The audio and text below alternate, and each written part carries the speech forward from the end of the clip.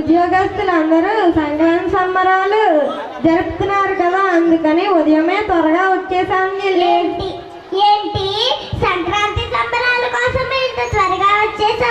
అంత గొప్పగా ఉంటాయా? మా స్కూల్లో యానివర్సరీ కంటే బాగుంటాయా? అవును, చాలా బాగుంటాయి, అద్భుతంగా జరుగుతాయి. చిన్నపిల్లలకు డ్యాన్స్ పోటీలు, ముగ్గుల పోటీలు, ఆటల పోటీలు నిర్వహిస్తారు. వాటిలో గెలిచిన వారికి బహుమతులు ఇస్తారు. అంతేకాకుండా 10వ తరగతిలోనూ ఇంటర్మీడియట్లోనూ ఎక్కువ మార్కులు పొందిన విద్యార్థులకు కూడా బహుమతులు ఇస్తారు. అలాగే ఉద్యోగస్తులందరూ స్ఫూర్తిదాయకమైన మాటలతో విద్యార్థుల్లో స్ఫూర్తిని నింపుతారు. భలే ఉంది అన్నయ్య. సంక్రాంతి సంబరాలు అంటున్నారు కదా, సంక్రాంతి పండుగ గురించి చెప్పన్నయ్య, వింటాను. సంక్రాంతి పండుగ ముఖ్యంగా రైతుల పండుగ. రైతు కుటుంబాల్లో కాంతులు నింపే పండుగ సంక్రాంతి. వ్యవసాయ పంట చేతికి వచ్చిన తర్వాత జరుపుకునే పండుగ సంక్రాంతి.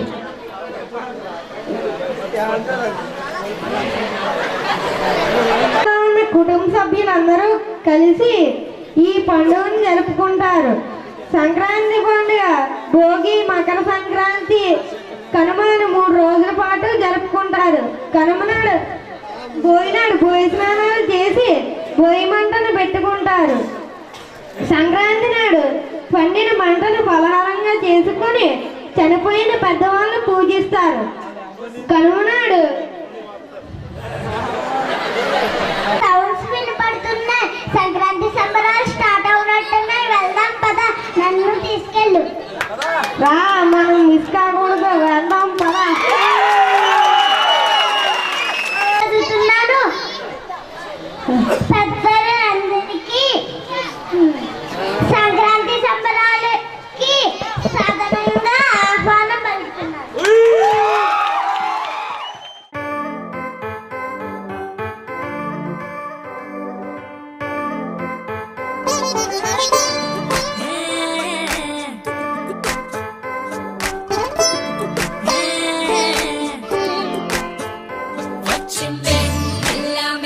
వచ్చిందే క్రీమ్ బిస్కెట్ వేసిందే, అమ్మన కూసోని ఆడే కుదురుగా నిల్సోని ఆడే, సన్నగా నవ్విండే, కుడికే గాయం చేసిందే, ముద్ద నోటికి పోకుండా మస్తు డిస్కో చేసిందే.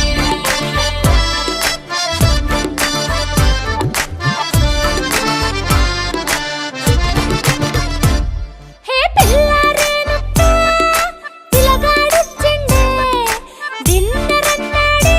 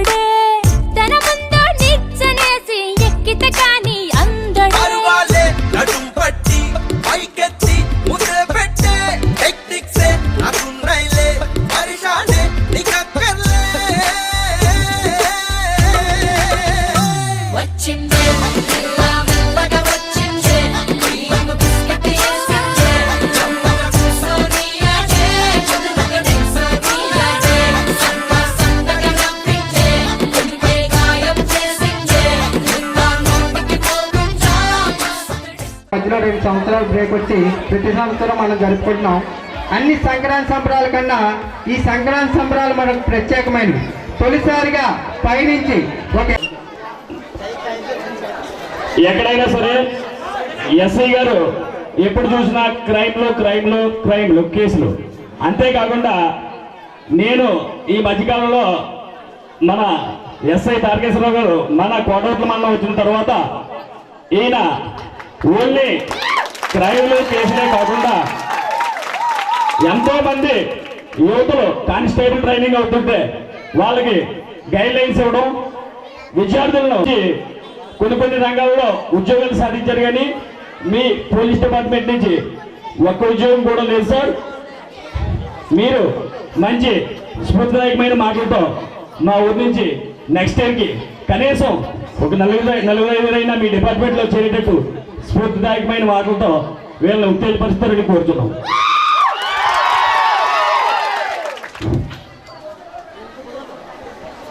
ఈ కార్యక్రమాన్ని ఇంత చక్కగా మరియు తదితర ఉద్యోగస్తులందరికీ మరియు గ్రామ ప్రజలందరికీ మా పోలీసు వారి తరపునే కాకుండా నా యొక్క హృదయపూర్వక నమస్కారం తెలియపరుస్తూ, my dear brothers and sisters, మీరందరూ కూడా మంచి జోష్లో ఉన్నారు. ఐ హోప్ మీరు కూడా వాళ్ళని ఆదర్శంగా తీసుకొని భవిష్యత్తులో మంచి గవర్నమెంట్ ఆఫీసర్స్ అయ్యి ఒక ఐఏఎస్ ఐపీఎస్ ఆఫీసర్లు మన లింగాపురం మన కోటవట్ల మండలం నుండి అవ్వాలని కోరుకుంటూ, వాళ్ళ యొక్క స్ఫూర్తిదాయకమైన మాటలు మీరు ఈ కార్యక్రమం కంటిన్యూ చేసే ముందు ఒకే ఒక నా విన్నపం, మనం ఫస్ట్ క్లాస్లో కానీ 5th క్లాస్లో కానీ ఇప్పుడు 2 అమ్మాయిలు చూసాం కదా, ఒకసారి మీరు ఊహించుకోండి. ఒకసారి ఆ అమ్మాయి ఫస్ట్ వచ్చి మాట్లాడుతుంటే మీరు కేకలు వేస్తున్నారు అంటే ఆ అమ్మాయి చెప్పాలనుకుంది చెప్పనివ్వట్లేదు. నువ్వు వచ్చి స్టేజ్ మీద మాట్లాడగలవా? ఆ కేక వేసినట్టు ఒకసారి రావాలని కోరుకుంటున్నాను. అటువంటిది ఫస్ట్ క్లాస్ అమ్మాయి ఒక స్టేజ్ ఎక్కి అంత డేరింగ్గా ఇంత 100 మంది ప్రజల ముందు తన హావభావాలు డేరింగ్గా వ్యక్తపరుస్తున్నాడు. మనం విమర్శించకూడదు. అంటే నేను క్రిటిసైజ్ చేయట్లేదు. నేను చెప్తుంది ఏంటంటే ఇందులో కూడా ఒక మెసేజ్ తీసుకో, రావద్దు, జస్ట్ ఫర్ వార్నింగ్ అనుకోవచ్చు, ఒక బ్రదర్గా ఒక సజెషన్ అనుకోవచ్చు. కానీ మీరు తెలుసుకోవాల్సింది ఏంటంటే మనం ఎంకరేజ్ చేయాలి. నేను ముఖ్యంగా ఈ కార్యక్రమం రావడానికి ఏ డ్యాన్స్ బేబీ డ్యాన్స్ పిలిచినా నేను వెళ్ళను, బందోబస్తుకి వెళ్తాను. ఏమైనా అక్కడ అబ్సినిటీ ఉంటే కేసు బుక్ చేస్తాం, మా పద్ధతిలో మేము చెప్తాం, గొడవలు చేసినా సరే. కానీ ఈ కార్యక్రమం రావడానికి ఏంటంటే ఎన్నో వేలు లక్షలు ఖర్చు పెట్టి ఒక రోజులో ఏదో కార్యక్రమం చేసి ఏదో మమ అనుకుని ఏదో అది ఎవరి కోసం ఎంజాయ్మెంట్ ఒకసారి ఆలోచించండి. దానివల్ల ఏంటి ఉపయోగం? ఇందులో మీకు ఎంటర్టైన్మెంట్తో పాటు ఎంటర్టైన్మెంట్ ఉండాలి కాబట్టి చిన్నపిల్లలు చేస్తున్నారు. అంటే వాళ్ళకి ఎంకరేజ్మెంట్ అన్నమాట. ఇప్పుడు ఒక కొన్ని లక్షలు పెట్టి కొన్ని 50,000 70,000 పెట్టి ఒక స్టేజ్ ప్రోగ్రామ్ ఎక్కడ అనకాపల్లిని ట్రూప్ తెప్పించుకోవడం, ఏదో గంటరం వెళ్ళిపోవడం కన్నా ఇటువంటి కార్యక్రమం ప్రతి సంవత్సరం చేయాలని ఆ 2 సంవత్సరాలు బ్రేక్ వచ్చిందన్నారు. ఆ బ్రేక్ కూడా రాకుండా ఒక ఇన్నోవేషన్ అనమాట. అంటే ఇప్పుడు ఇంటర్మీడియట్ కానీ 10th క్లాస్లో కానీ మనకే ఫస్ట్ వచ్చి కొద్దిగా ఏదో సిచ్యువేషన్స్లో కానీ ఆర్థిక సహాయం లేకపోవచ్చు. అలాంటి వాళ్ళకి మీ వేదిక అంతా ఉపయోగపడి ఆ కార్యక్రమానికి వచ్చి ఇచ్చే డబ్బు అయినా కొంత ఉపయోగపడితే అందులో రేపు కలెక్టరో డాక్టరో అయ్యి మీ ఊరికి మన మండలానికి కూడా ఉపయోగపడే నలుగురికి సహాయం చేసే వ్యక్తి అవ్వచ్చు. అవే అవకాశాలు ఉన్నాయి.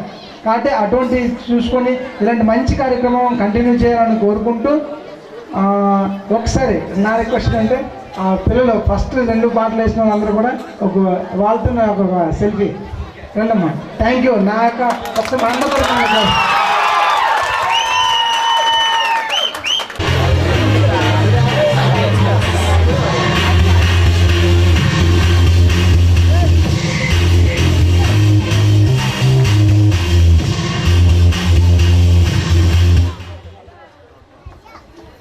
సార్ గురించి చిన్న మాట చెప్పాలి. సాధారణంగా పోలీసులు అంటే మనకు భయం, తప్పు చేసినా చేయకపోయినా మన జేబుకి చెల్లి పెడతారని. అయితే నుంచి డబ్బులు ఖర్చు చేసి మీరు రాజపేట యూనివర్సిటీకి వచ్చారు, గుర్తుండే ఉంటుంది. లాస్ట్ ఇయర్ అక్కడ ఉన్న యూత్ అందరికీ కూడా మంచి మెసేజ్తో పాటు మంచి మెటీరియల్ కూడా అందించారు. ఇటువంటి పోలీస్ ఆఫీసర్లు ఉంటే పోలీస్ అంటే మనకు భయం ఉండదు. ఒక ఫ్రెండ్లీగా, ఒక సోదరుడిగా, అలాగే చిన్న చిన్న పిల్లల్ని టోర్నమెంట్కి తీసుకెళ్తారు. రూపా మీ దగ్గర కానిస్టేబుల్ వాళ్ళ అమ్మాయి, మీరు విజయవాడ గుంటూరు తీసుకొని వెళ్ళారు.